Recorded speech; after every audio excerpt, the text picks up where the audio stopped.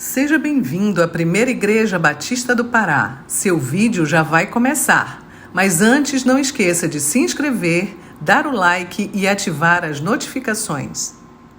A graça e a paz do nosso Senhor e Salvador Jesus Cristo, amém?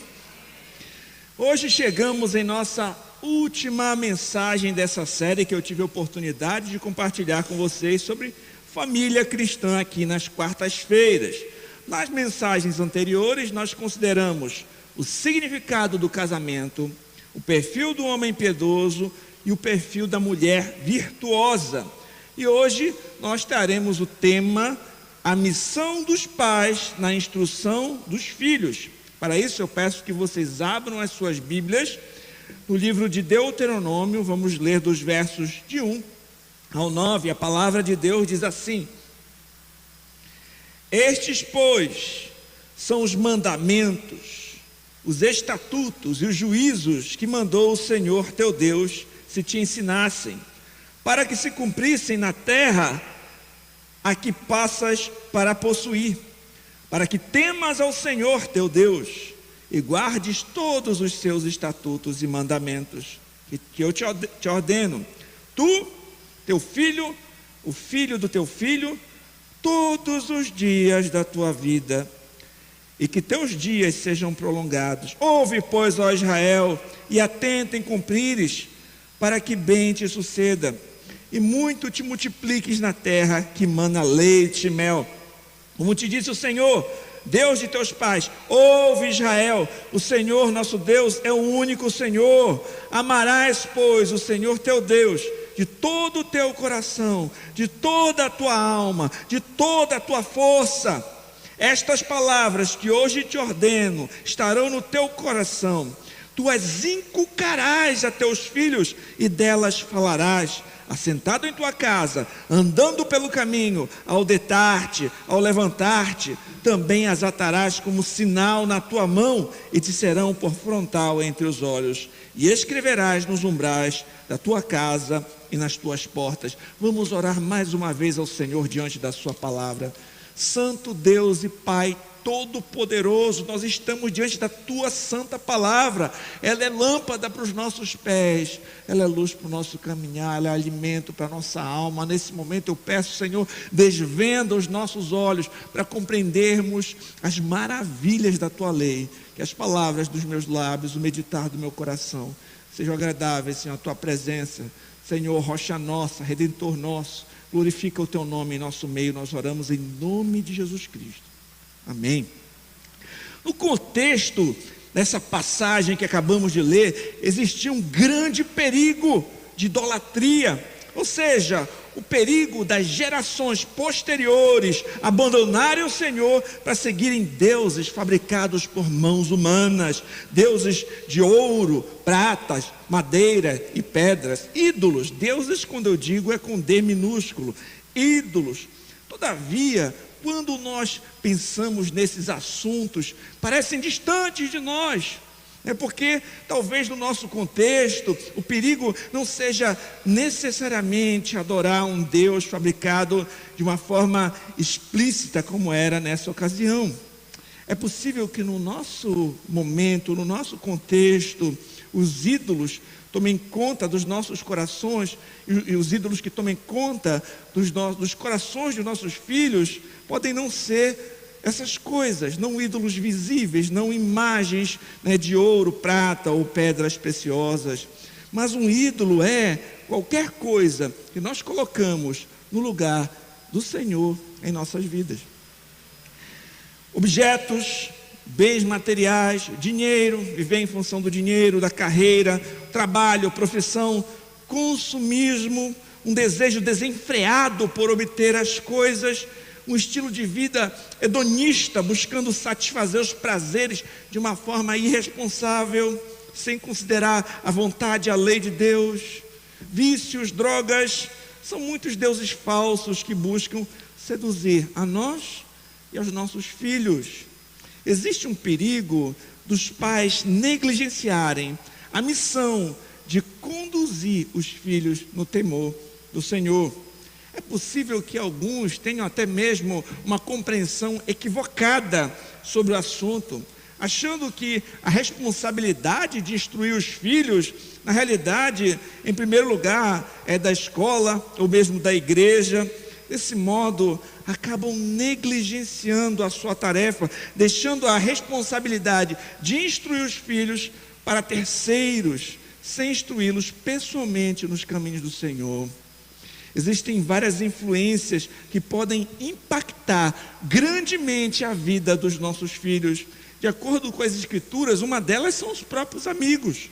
Você já deve ter lido na sua Bíblia que as más conversações corrompem os bons costumes, as más companhias corrompem os bons costumes, como também a Escritura atesta que aquele que anda com os sábios será sábio, mas o companheiro dos insensatos acabará mal. Então, muitas vezes os pais nem conhecem quem são os amigos dos seus filhos, não sabem quais são os assuntos das suas conversas, quais são suas aspirações.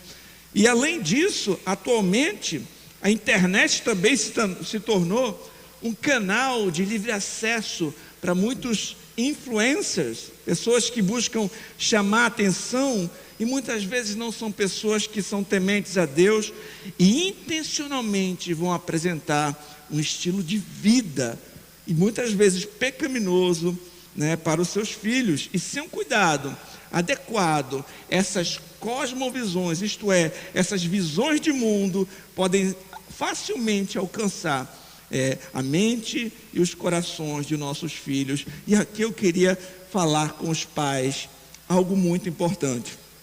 Seria um fracasso para nós, como pais, saber que os nossos filhos conquistaram muitos títulos, conquistaram uma boa formação acadêmica, mas eles não têm o conhecimento do Senhor. Isso para nós como pais seria uma tristeza. Trabalho, profissão, carreira, são coisas legítimas, boas, mas existe o perigo de nós colocarmos todas essas coisas no lugar do Senhor. A nossa prioridade como pais deve ser transmitir o conhecimento do Senhor aos nossos filhos. Se os nossos filhos conseguirem obter sucesso profissional, construir uma carreira vitoriosa, conquistar fama, mas tudo isso sem o temor do Senhor, deverá ser uma grande tristeza para nós. Como disse o Senhor Jesus Cristo, que adianta ganhar o mundo inteiro e perder a sua alma? Portanto, nós devemos orar para que o Senhor converta o coração dos nossos filhos. Devemos instruí-los no temor do Senhor e fazer tudo o que nós pudermos para ensiná-los as sagradas letras que ensinam o caminho de salvação pela fé no nosso Senhor Jesus Cristo. Nós não temos que ter um pensamento ingênuo de que todos os filhos dos crentes automaticamente já são crentinhos. Todos precisam do Evangelho, precisam nascer de novo, precisam de Jesus Cristo. Desde o ventre, ore para que o Senhor faça do seu filho um servo de Deus, isso é, para que o Senhor lhe dê uma fé salvadora, uma fé verdadeira. No texto que consideramos nesse capítulo, nós encontramos orientações que o Senhor deu a Moisés, sobre como o povo de Israel deveria proceder na terra de Canaã, a terra que ele prometeu aos seus antepassados, que ele prometeu a Abraão, a Isaque, a Jacó. A terra estava prestes a ser conquistada, e Moisés, no final da sua vida, vai instruir como eles deveriam proceder naquele lugar. E esse texto apresenta diretrizes claras sobre como instruir os filhos no temor do Senhor. Embora esse texto que nós lemos tenha sido escrito num outro tempo, num outro contexto, num outro lugar, ele tem muito a nos ensinar ainda hoje. Nós observaremos que os israelitas, eles são instruídos, em primeiro lugar, temer a Deus e guardar os seus mandamentos. Além disso, amar a Deus com intensidade. E em terceiro, ensinar os seus filhos diligentemente Esses 3 pontos vão conduzir este sermão. Vamos examinar cada um deles. Em primeiro lugar, temer a Deus e guardar os seus mandamentos. Estes, pois, são os mandamentos, os estatutos e os juízos que mandou o Senhor teu Deus, se te ensinasse, para que os cumprissem na terra que passas para possuir. Daí ele continua. Então, em Deuteronômio, no capítulo 5, Moisés já havia relembrado os 10 mandamentos daquele povo. Agora, ele ia continuar instruindo sobre como eles deveriam proceder na terra de Canaã. Moisés apresenta os estatutos divinos, a obediência a Deus, que deveria surgir de um temor reverente e santo ao Senhor. O texto fala dos pais, dos filhos e dos filhos dos filhos. Ou seja, essas instruções são dadas visando não somente aquela geração que estava ali ouvindo, mas também as próximas gerações. A preocupação de Moisés era que as futuras gerações mantivessem a obediência às leis de Deus. É válido nós ressaltarmos que ali naquele contexto, nós estamos falando de um texto que se encontra na antiga aliança. Aquele contexto havia promessas condicionais. Se os israelitas, como nação, obedecessem a Deus, eles seriam abençoados. Por outro lado, se eles desobedecessem a Deus, eles seriam amaldiçoados. Em outras palavras, para que eles recebessem aquelas bênçãos temporais e físicas na terra de Canaã, eles tinham que obedecer a estes mandamentos. Sendo assim, nós observamos aqui que os pais tinham o dever de andar nos caminhos de Deus, mas eles também deveriam se preocupar com a instrução de seus filhos e dos filhos de seus filhos, isto é, seus netos, em obediência aos mandamentos do Senhor, para que vivessem de forma abençoada na terra prometida. Nesse ponto, meus irmãos, é válido nós pararmos aqui e já fazer uma reflexão. Nós não podemos pensar que nós podemos deixar os nossos filhos sem instrução alguma. Eu tenho certeza que você já conheceu alguém que disse assim: não, eu vou deixar o meu filho crescer de forma neutra. Já ouviu alguém que disse isso? E depois ele vai escolher ele mesmo o caminho que ele vai trilhar. Mas nós não devemos fazer isso. Se você teme a Deus, você tem que se preocupar com a instrução dos seus pequeninos no temor do Senhor. Os pais tementes a Deus devem ensinar os seus filhos e os seus netos o conhecimento do Senhor desde a mais tenra idade.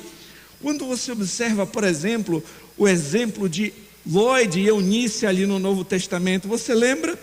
A mãe e a avó de Timóteo, respectivamente, desde a infância, ensinaram aquele menino as sagradas letras. E o apóstolo Paulo elogiou a fé dessas mulheres. O legado que elas deixaram é muito maior do que bens materiais ou qualquer outra coisa. O conhecimento do Senhor é a maior herança que você vai deixar na vida dos seus filhos e netos. A maior herança. Certa vez eu ouvi a história, em uma pregação, um missionário contou a história de um cristão que ele descobriu que havia 3 aldeias indígenas que ainda não haviam escutado nada a respeito de Jesus. Eram povos não alcançados pelo Evangelho. E esse missionário então viajou para uma cidade próxima àquelas aldeias, onde ele encontrou um guia que conduziria ele até aquelas aldeias indígenas, onde ele falaria de Jesus pela primeira vez.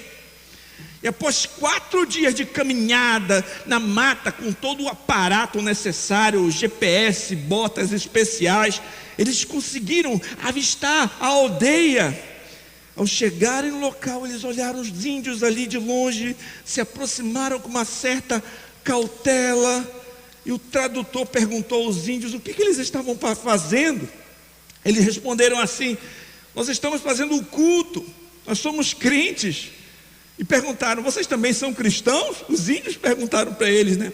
O missionário respondeu que sim, perguntou como eles tinham conhecido o Senhor. uma vez que nos seus dados aqueles eram povos não alcançados. Eles responderam: foi o João. Um homem chamado João tinha pregado para eles, tinha levado o evangelho a eles. E o missionário então ficou curioso e perguntou: onde é que esse João morava? Eles apontaram o caminho: é naquela trilha ali, você pode pegar esse caminho e ir até a casa do João. Seguindo a trilha, a casa do João, o missionário notou que era uma casa bem simples, ribeirinha, ficava em cima de troncos, era feita de madeira. Ele olhou então pela janela, ele viu um pequeno quarto, tinham 4 redes, uma cadeira quebrada ali no canto, uma panela e um senhor sentado no chão, com uma Bíblia na mão e lendo, até com mesmo uma certa dificuldade. O missionário perguntou: senhor João? E em complemento ele disse: eu sou missionário, vim falar com o senhor. O seu João ficou animado, em alta voz ele disse: Maria, vem aqui, um missionário de verdade veio nos visitar. O missionário perguntou: como o senhor veio parar aqui, seu João? Ele respondeu: um dia eu estava em um congresso de missões, eu ouvi que nós temos que pregar Cristo nos lugares em que Ele não foi pregado. Mas na minha cidade todo mundo já tinha escutado falar a respeito de Jesus, né? Eu viajei para outra cidade, lá também as pessoas já conheciam, já tinham escutado sobre Jesus. Logo eu fiquei sabendo sobre esses índios aqui, então eu resolvi vir aqui, comecei a pregar o evangelho e eles se converteram. O missionário perguntou: qual é a sua profissão? Eu disse: eu sou pescador. E aqui é bom de peixe? É bom para pescar? Não é bom de peixe não, mas já são 6 igrejas plantadas aqui, respondeu João. O João tinha vários filhos, os filhos de João tinham de 7 até 14 anos. O missionário perguntou: mas como é que você fez isso com seus filhos? Aqui, né, não tem hospital, escola, ou perspectiva de carreira, ou algo desse sentido. O João disse: olha, eu tenho uma herança para os meus filhos. O missionário olhou para aquela casinha velha, a casa ribeirinha, o barco ali quase afundando. Que herança é essa que ele tem para os filhos dele, né? João respondeu algo mais ou menos assim: eu cheguei aqui, meus filhos viram tudo, eu mal sei ler, eu aprendi a ler lendo a Bíblia, e o que eu sabia sobre o Evangelho, eu compartilhei com esses índios, eles se converteram. Hoje já são 6 igrejas lá, os meus filhos viram tudo que Deus pode fazer, e eles jamais vão se esquecer disso. Essa é a herança que eu vou deixar para os meus filhos. Queridos, a maior herança que esse homem deixou para os seus filhos foi o conhecimento do Senhor.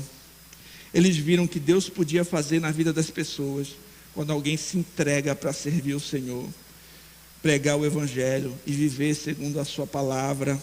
Essa lição também fica para nós, a saber, o maior legado que nós podemos deixar para os nossos filhos é apresentar o caminho que leva à vida eterna, isto é, Jesus Cristo. E aqui eu pergunto a você: será que os seus filhos observam na sua vida entusiasmo e alegria em servir o Senhor? Eles notam que você se deleita na palavra de Deus, na oração. O culto, a comunhão, as reuniões da igreja são importantes para a sua família. Você ensina a palavra de Deus aos seus filhos. Você busca esclarecer as dúvidas deles quando elas surgem. Você ensina a palavra de Deus a eles. Você se preocupa com a situação espiritual que os seus filhos se encontram. Você cultiva conversas piedosas com eles. Faça essa pergunta a você mesmo. Em segundo lugar, nosso segundo ponto, nós aprendemos que somos instruídos a amar a Deus intensamente. O texto começa dizendo assim: ouve Israel, o Senhor nosso Deus é o único Senhor. Essa porção é conhecida como Shema, né? O termo hebraico utilizado aqui significa ouve. Em hebraico é uma confissão, se tornou uma confissão básica do judaísmo, né? E essa expressão demonstra que não há outro Senhor, não há outro senão o nosso Senhor, o único Deus verdadeiro.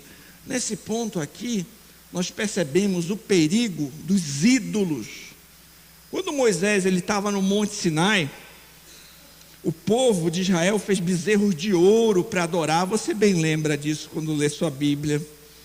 A idolatria é um perigo que precisa ser alertado. Como o teólogo João Calvino corretamente afirmou, o coração do homem é como uma fábrica de ídolos. Tem um livro muito bom, que eu recomendo inclusive a leitura, se chama Família Guiada pela Fé, de Woody Balkan. O autor fala sobre uma família, exemplificando isso que eu estou dizendo, que frequentava uma igreja, mas tinha um problema. Eles constantemente, era um hábito, eles faltavam os cultos dominicais para acompanhar o seu filho nos jogos de beisebol, regularmente, né? De certa forma, essa prática acabava demonstrando as suas prioridades e transmitia a mensagem de que para eles a carreira do filho era mais importante do que o culto a Deus, né? Muitos pais, meus irmãos, acabam demonstrando o mesmo em outras situações. Por exemplo, quando o filho, na manhã de domingo, resiste em querer ir para a igreja, ir para o culto, e os pais permitem que ele fique em casa. Mas quando ele faz a mesma coisa para não querer ir para a escola, eles dizem: não, você tem que ir para a escola, né? É possível que com essa atitude os pais demonstrem aos filhos que para eles as coisas de Deus estão numa segunda categoria de prioridades. Muitas vezes, por meio de suas prioridades, eles ensinam que para eles tem coisas mais importantes do que Deus. Todavia, queridos, de acordo com as Escrituras, o Senhor é o único Deus e é Ele quem deve ser adorado. Ele é nossa prioridade. Nós temos que buscá-lo em primeiro lugar. O verso 5 diz: amarás, pois, o Senhor teu Deus de todo o teu coração, de toda a tua alma, de toda a tua força. Quando perguntaram certa vez ao nosso Senhor Jesus Cristo qual era o grande mandamento da lei, ele citou esse mandamento, incluindo todo o teu entendimento. O ponto em questão aqui, queridos, é que temos que amar a Deus integralmente, com todo o nosso ser, intelecto, emoções, vontade, força, com tudo. O Senhor deve ser aquilo que amamos mais do que todas as coisas. O Senhor Jesus Cristo disse: aquele que tem os meus mandamentos e os guarda, esse é o que me ama. Portanto, nós amamos a Deus obedecendo aos seus mandamentos.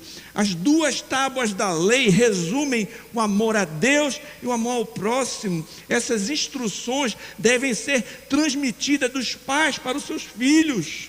Esses princípios continuam válidos para nós. E aqui nós paramos e refletimos mais uma vez.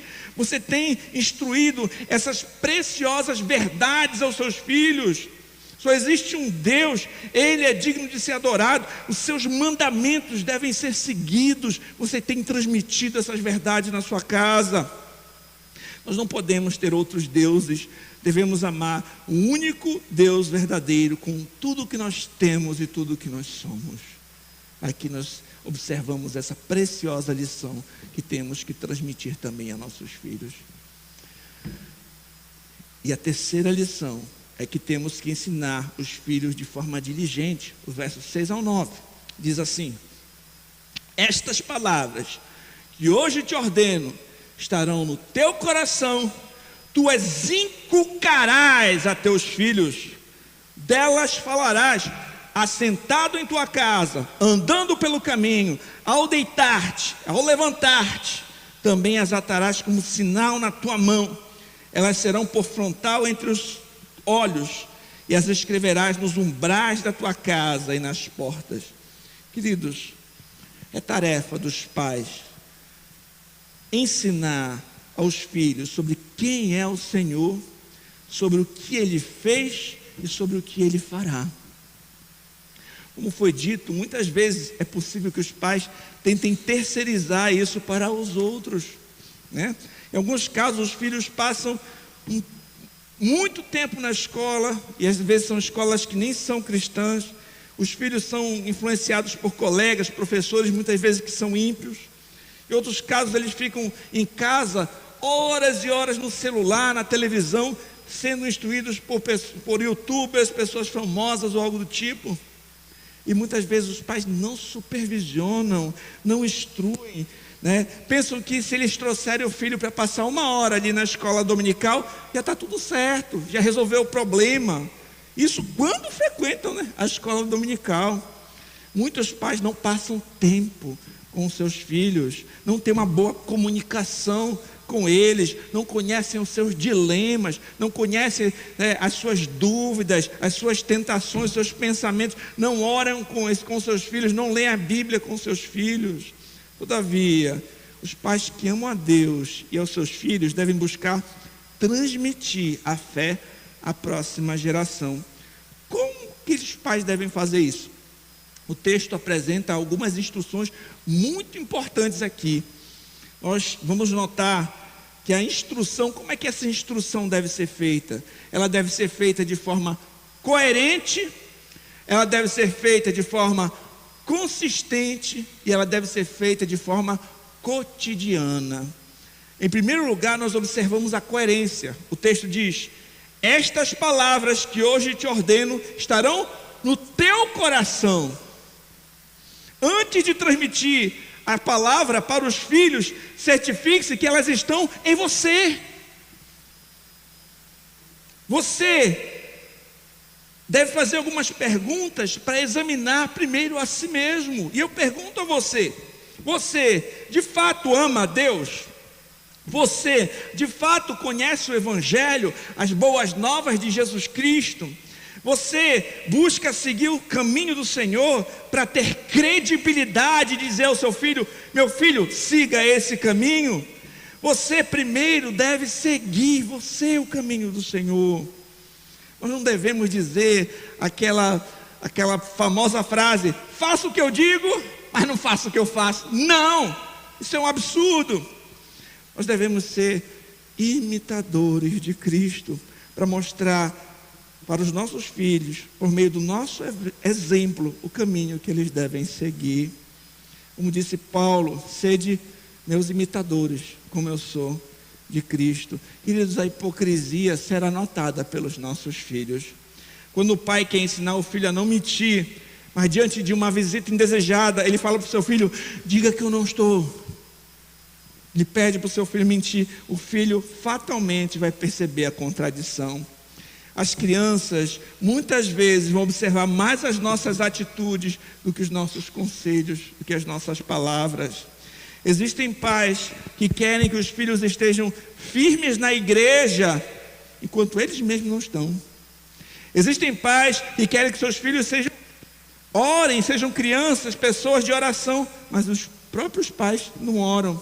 Existem pais que querem que os filhos leiam a Bíblia, mas eles mesmos não leem. Eles querem que os filhos estejam na escola bíblica dominical, mas eles mesmos não estão, não dão o seu exemplo. As coisas não podem ser assim. Nós precisamos ensinar também pelo nosso exemplo. Como está o seu relacionamento com Deus? O que tem sido prioridade na sua vida? Você tem corrido atrás de quê? Os seus esforços estão em qual direção? O que é mais importante para você? Eu convido você a orar a Deus e peça que Ele te ajude, coloque a sua vida em ordem, busque retornar. Quem sabe, se você deixou de lado a prática de devocionais na sua casa, cultos domésticos, leitura de bons livros, valorização da sua igreja local. O que está fora de ordem, que precisa ser ordenado, reflita sobre isso. Além disso, esse ensino precisa acontecer de forma consistente, coerente, mas também consistente. Tu as inculcarás a teus filhos, delas falarás. Quando? Assentado em tua casa, andando pelo caminho, ao deitar-se, ao levantar-se. Inculcar diz respeito a imprimir, ensinar incansavelmente. O modo que esse verbo aqui é colocado no hebraico traz a ideia de uma ação repetitiva, prolongada, diligente, incisiva e persistente. Isso exige de nós, pais, dedicação. É uma prática contínua. Inculcar envolve instrução verbal, inculcar envolve ensino, envolve correção, envolve disciplina, quando necessário. Se você observar o livro de Provérbios, por exemplo, falando sobre disciplina, vários textos bíblicos sustentam também essa mesma ideia. Por exemplo, Provérbios 4, 1 e 2, diz assim: ouvi, filhos, a instrução do Pai, estais atento para conhecer o entendimento, porque vos dou boa doutrina, não deixe o meu ensino. Provérbios 13, 24, o que retém a vara aborrece seu filho, mas o que o ama, cedo o disciplina. Provérbios 19, 18, castiga o teu filho enquanto há esperança, mas não te excedas a ponto de matá-lo. O equilíbrio aqui, né? Provérbios 29, 15, a vara e a disciplina dão sabedoria, mas a criança entregue a si mesma vem envergonhar a sua mãe. Efésios 6, 4, vós pais, não provoqueis vossos filhos a ira, mas criai-o na disciplina e a admoestação do Senhor. Todos esses textos falam sobre essa instrução diligente, sobre nós estarmos ali instruindo, ensinando, corrigindo, disciplinando, né, de forma sábia e equilibrada para a glória de Deus. Então, nós temos que ser diligentes nessa tarefa também. E por fim, de forma cotidiana, assentado em tua casa, andando pelo caminho, ao deitar-te, ao levantar-te. Queridos, nem sempre a instrução ela vai ser formal. Ela também pode acontecer ao longo do dia, por meio de várias formas, vários momentos. A ideia não é que você vai ficar pregando formalmente um sermão ao seu filho a todo momento. Certo que pode haver alguns momentos mais formais, mas o ponto em questão é que ao longo da sua vida, você deve instruir o seu filho. No caminho para a casa da avó, ou no caminho para a padaria, quem sabe, você pode conversar com o seu filho, contar histórias que lhe tragam algum ensinamento bíblico. Quem sabe em uma outra ocasião, diante do noticiário, dos jornais, você pode explicar qual é a perspectiva bíblica que nós temos em relação a esse assunto que todos estão comentando. Bem, quando acontecer uma situação na escola, você pode instruir o seu filho como ele deve agir nessa situação de acordo com a palavra de Deus. O ponto em questão é que você deve ajudar seu filho a observar o mundo à luz da palavra. Você deve ajudá-lo a desenvolver uma cosmovisão, isto é, uma visão de mundo cristã, a observar a vida e todas as coisas à luz dos ensinos do Senhor. Isso acontece ao longo do dia. Existem hábitos piedosos que podem ser desenvolvidos, implementados ao longo do dia e podem ajudar você nessa tarefa, como orar antes das refeições, orar diante de uma situação difícil para pedir sabedoria a Deus, agradecer a Deus pelo dia ao acordar, confessar e pedir perdão pelos pecados antes de dormir, né? Essa tarefa deve acontecer de forma cotidiana na instrução dos pais aos filhos. Então fica aqui essa reflexão, meus irmãos, é responsabilidade dos pais tomar muito cuidado também em relação a onde seus filhos vão estudar, sobre quem são seus amigos, quais são as influências que serão, às quais eles serão expostos, sobre qual o conteúdo que eles estão assistindo e daí adiante, o que entra na sua casa, o que está sendo colocado diante dos olhos dos seus filhos, com quem eles estão conversando, né? Onde é que vocês vão congregar? Tudo isso é muito importante. Então a tarefa de instrução dos filhos não é somente aos domingos, mas todos os dias e o dia todo. E o texto também caminha aqui para uma conclusão. Ele diz: também as atarás como sinal na tua mão, te serão por frontais entre os olhos, e as escreverás nos umbrais da tua casa e nas tuas portas. É certo que essa parte aqui os judeus eles interpretaram de forma bem literal mesmo, né? Eles colocaram um filactério, isto é, uma caixinha amarrada com versículos bíblicos na testa, nos braços, nos umbrais das portas, né? Entretanto, a língua hebraica, ela também costuma usar parte do corpo para se referir metaforicamente a aspectos da pessoa. Por exemplo, cabeça pode significar autoridade, poder, liderança. Mão pode significar poder, o braço, a força. Ou seja, nós temos que observar o que a sentença quer dizer. Provavelmente, o significado é que essas palavras devem guiar as nossas decisões, os acordos que nós fazemos, os locais onde nós colocamos os nossos olhos, os pensamentos que ocupam as nossas mentes, as nossas ações, as motivações e o que entra em nossas casas. Sendo assim, o texto ele pode denotar a ideia de que a nossa vida e a nossa casa devem ser governadas pela palavra de Deus.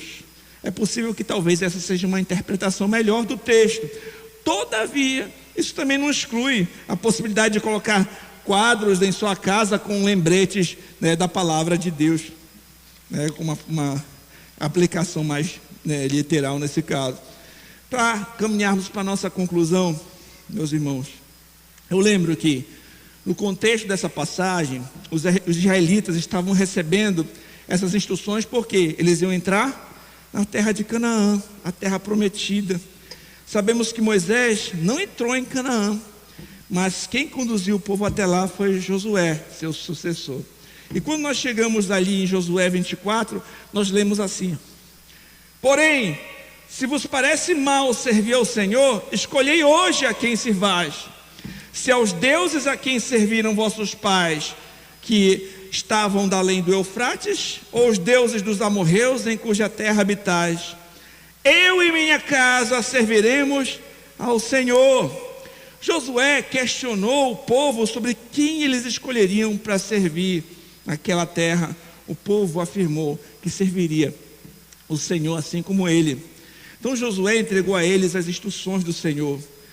No entanto, quando nós chegamos até o livro de Juízes, nós observamos qual foi a consequência da geração posterior àquela. Isso já traz uma notícia um pouco desanimadora. O texto diz assim: faleceu Josué, filho de Nun, servo do Senhor, com a idade de 110 anos. Sepultaram no limite da sua herança em Timnat-Heres, na região montanhosa de Efraim, ao norte do monte Gaás. Foi também congregada a seus pais toda aquela geração, e outra geração após ele se levantou, que não conhecia o Senhor, nem tampouco as obras que fizera a Israel.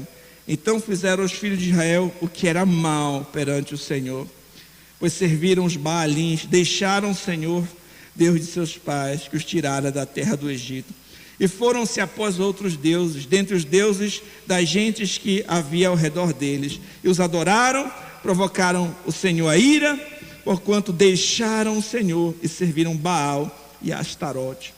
O que nós observamos? Que após a morte de Josué, nós lemos que uma geração que não conheceu o Senhor, nem as obras que o Senhor fez a Israel, fizeram o que era mal diante do Senhor, servindo ídolos, e deixaram os deuses dos seus pais.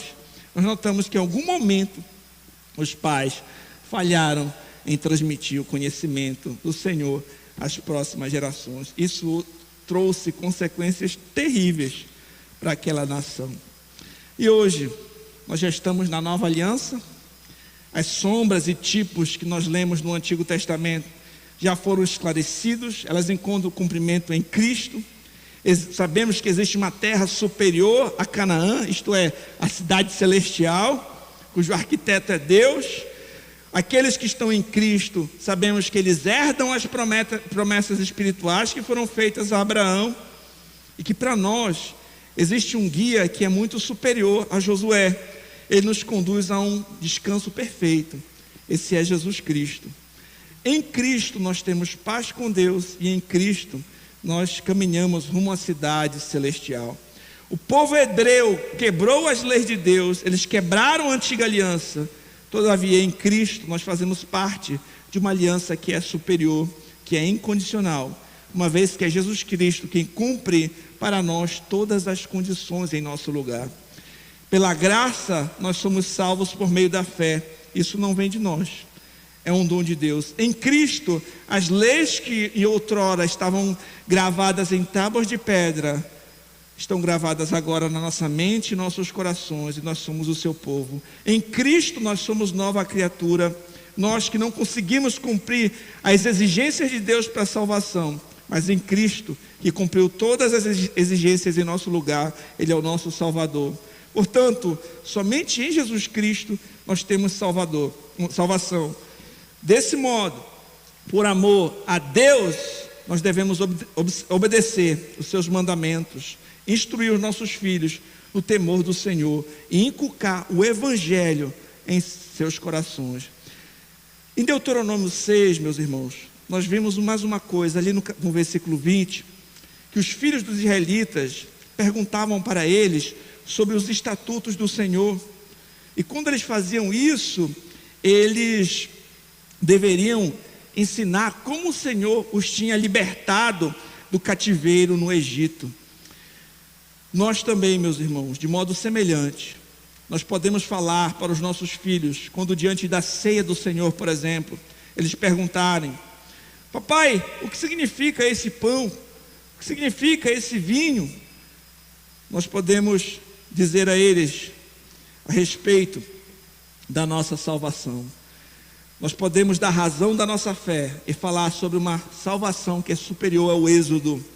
Podemos dizer que Deus amou o mundo de tal maneira que deu seu Filho unigênito, para que todo aquele que nele crê não pereça, mas tenha a vida eterna, e explicar para eles o significado daqueles elementos.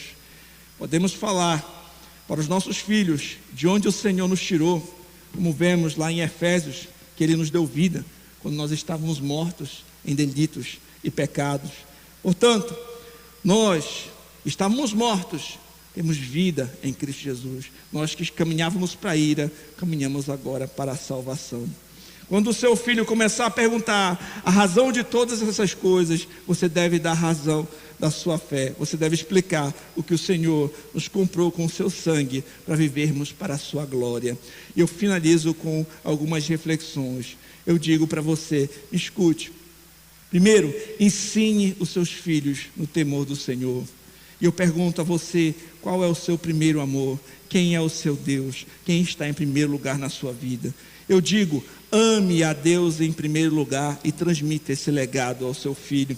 Aproveite as oportunidades, o tempo que seus filhos estão na sua casa, porque esse tempo passa rápido, para instruí-los no caminho do Senhor. Desde a gravidez, ore pela conversão dos seus pequeninos. Tome cuidado com quem os influencia, cuidado com más influências. Cultive na sua casa bons hábitos, devocionais, boas conversas, entre outros. Seja um membro ativo da sua igreja local. E eu pergunto, qual é a maneira como você se relaciona com o seu cônjuge, porque isso também mostra muita coisa para o seu filho. Ele está tendo um exemplo de como é que é um relacionamento entre marido e esposa. Você está ensinando para ele a todo momento por meio do seu comportamento. Qual é a sua atitude quando você peca, você pede perdão? Como é que você se relaciona com Deus? E por fim, em Cristo somente nós temos condições de cumprir o nosso papel, pela graça de Deus e para a glória de Deus. E eu finalizo com uma pergunta: você está em Jesus Cristo? Se você me ouve e ainda não é um cristão, saiba que somente nele nós temos perdão de pecados, salvação e vida eterna, e somente pela sua graça nós vamos conseguir instruir nossos filhos no caminho certo que leva para a cidade celestial. Amém? Vamos ao Senhor em oração. Santo Deus e Pai, nós te agradecemos pela tua palavra que nos ensina, que nos instrui, e pedimos, Senhor, nos ajuda a vivermos para a tua glória e a colocarmos todos esses preceitos dia por dia em nossas casas, em nossas vidas, em nossas famílias, para a glória e honra do Senhor. Eu oro em nome de Jesus Cristo, teu Filho. Amém.